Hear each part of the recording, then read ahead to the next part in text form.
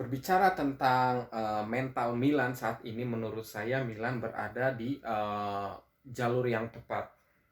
Berkaca dari 3 pertandingan terakhir, Milan berhasil menang, imbang, dan kalah.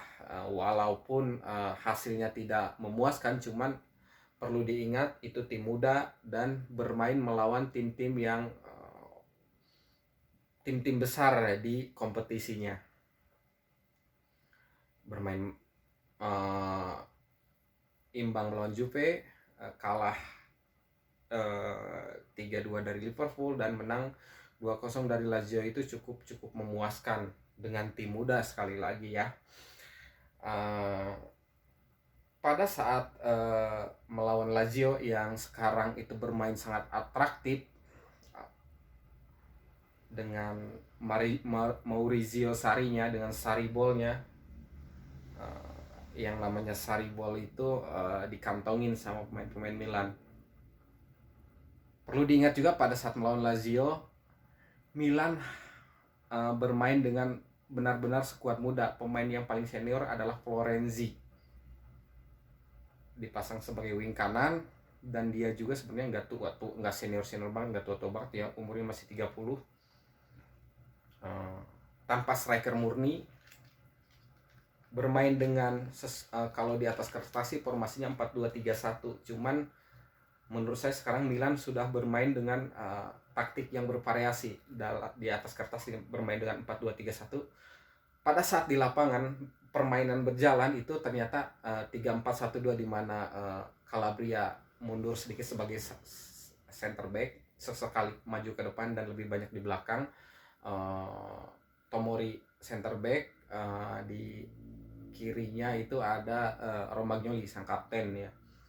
Theo maju ke depan dan Florenzi agak mundur ya. Jadi dua wingbacknya Florenzi dan Theo sebenarnya. Dua di tengahnya itu Casey dan Tonali. Nah, perlu diingat Tonali ini sekarang mainnya keren banget dan berhasil ngepres Leo dan Rebic itu berhasil ngepres back Lazio, sehingga permainan Lazio tidak berkembang. Sarribol itu nggak berjalan dengan baik, sehingga Milan berhasil mengambil keuntungan dan mainnya juga bagus. Menyenangkan sekali melihat cara mereka mengalahkan Lazio, cara mereka bermain dengan pemain muda, dengan mentalitas seperti itu. Ya, masa depan Milan berada di jalur yang tepat. Ujian berikutnya bermain di Liga Champion melawan Liverpool. Ya, melihat grupnya sih sebagai Milanisti nggak terlalu berekspektasi tinggi, cuman minimal bermain bagus, dan itu sudah ditunjukkan sama Milan. Babak pertama itu walaupun mungkin kaget ya, kebobolan lebih dulu, cuman dengan efektivitas serangan dan lagi-lagi Rebic yang lagi on fire itu berhasil membuat Milan unggul. Yang satu gol itu dari Rebic, 1-2, yang satu lagi itu juga berhasil dari upaya Ante Rebic juga, di samping peran-peran pemain lainnya.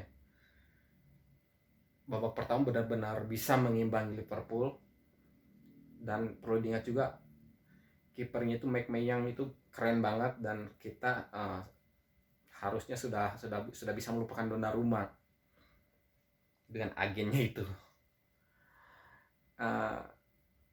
Yang kekalahan Milan ya murni karena kalau di head to head pemainnya pasti kalah pengalaman, kalah skill pemain, dan juga ya pemain muda ya. Babak kedua mulai kedodor, dan ya kita tahu ya Liverpool sendiri kan sudah dibangun cukup lama oleh Jurgen Klopp. Cuman tidak buruk lah melihat perlawanan Milan dan itu di Anfield dan dengan pendukungnya. Menurut saya masih oke lah. Dan partai terakhir melawan Juve, nah ini yang membuktikan bahwa mental pemain Milan itu sekarang berada di jalur yang tepat, di mana tertinggal lebih dulu dulu kan walaupun pemain senior atau di zaman siapa sih, kalau ketinggalan itu boro-boro bisa menang, ataupun kadang mainnya juga jadi jelek. Responnya itu salah gitu, responnya itu down, malah ketinggalan lebih dulu. Ini tidak, kalau Milan sekarang tidak, ketinggalan masih bermain tenang, bisa mengejar ketinggalan, dan bermain itu nggak berubah, tetap dengan intensitas tinggi. Pioli oke sih dalam hal ini, dan beberapa strateginya juga itu murni karena kualitas pemain aja, belum bisa mengimbangi yang lain. Jika kualitas pemainnya suka oke sih, Milan juga bisa bermain oke. Cuman dengan pemain seadanya, pemain muda rata-rata, Milan berhasil mengimbangi. Terbukti lawan Juve ketinggalan lebih dulu, babak pertama juga masih ketinggalan, cuman responnya itu tetap nyerang. Malahan menurut saya mental Juve ya, unggul 1 gol udah ngulur-ngulur waktu, cedera, bikin ribut biar waktunya melambat, tapi memperlambat waktu. Tapi respon Milan itu cukup oke. Mereka tetap tenang, tetap menyerang, walaupun itu mayoritas pemain muda ya, bisa bermain sedewasa itu.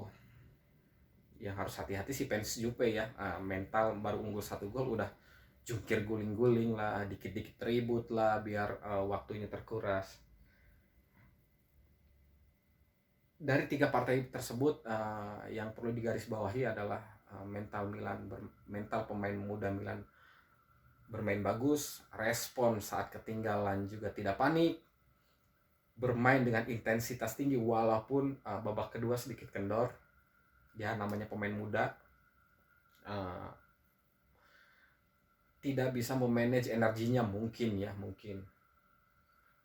Gas terus, mungkin menit 70 itu udah agak keteter. Cuman ya mau gimana lagi, benchnya juga nggak terlalu bagus sebenarnya Milan kalau boleh jujur.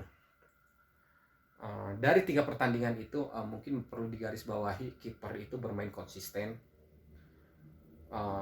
Kedua back, baik tiga yang sering starter, Kjaer pemain berpengalaman, Tomori selalu jadi pilihan utama, dan Romagnoli ini perlahan kembali ke bentuk performa terbaiknya.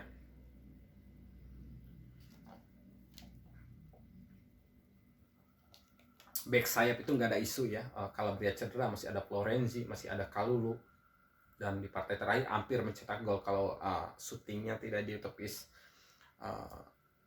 Chesney. Mungkin back kiri yang perlu khawatir, karena Theo Hernandez ini hampir selalu bermain ya sebagai back kiri. Mungkin Florenzi bisa bermain rotasi, mungkin kalau Hernandez cedera, tidak ada isu lah di lini belakang selama intensitas menyerangnya bagus. Lini tengah, nah ini Casey sudah mulai aneh-aneh ya, nggak mau perpanjang kontrak, tapi respon Pioli cukup tenang, dan sekarang Tonali bermain bersinar, dan saya yakin sih dalam beberapa waktu ke depan Tonali akan bisa dipanggil timnas dan bermain cukup bagus sebagai gelandang bertahan. Progresnya sangat meningkat ya. Kita tahu kan di bawah Pioli ini, musim lalu itu Calabria, terus Benacer dan Casey itu naik, terus Salemaker, Rebic. Nah sekarang mungkin dia ingin mengupgrade Tonali. Brahimi Diaz juga sudah bisa menjalankan fungsinya sebagai playmaker, walaupun ada beberapa momen masih banyak dribble yang gampang direbut sama pemain lain, sehingga menurut saya merusak momentum. Cuman it's okay lah selama Milan masih bermain seperti itu. Dan Ante Rebic itu bener-bener predator ya, sprintnya oke, timingnya oke, dan sekarang bisa assist juga. Beberapa kan lawan Lazio dia berhasil 2 assist, terus lawan Liverpool 1 gol, satu gol dan satu juga yang yang bikin Brahim Diaz bisa mencetak gol lawan Liverpool. Lawan Jupe dia mencetak gol. Menurut saya pemain terbaik, jika harus memilih 3 pemain terbaik di 3 laga itu, yang pertama Ante Rebic, yang kedua Sandro Tonali, yang ketiga kiper McMahon. Semoga pemain-pemain lain juga bisa ikut bermain stabil. Kalau lihat kondisi Jupe, mungkin optimis untuk pastilah kalau 4 besar harusnya, kalau tidak ada gangguan besar sih, optimis 4 besar masuk dan mulai bisa bermimpi untuk Scudetto. Kenapa tidak ya, musim lalu aja setengah musim kita bermain stabil, tinggal mungkin memperbaiki mental-mental di paruh musim kedua. Itulah gunanya mungkin cair Ibrahimovic dan Giroud. Mau tidak mau Giroud itu pemain yang sudah menguasai, sudah melengkapi gelar-gelarnya. Liga Champions udah, Europa League udah, Piala Dunia juga udah. Itu pengalaman yang harus ditularkan, mentalitas seperti itu yang harus ditularkan kepada pemain-pemain muda Milan. Oke, thank you.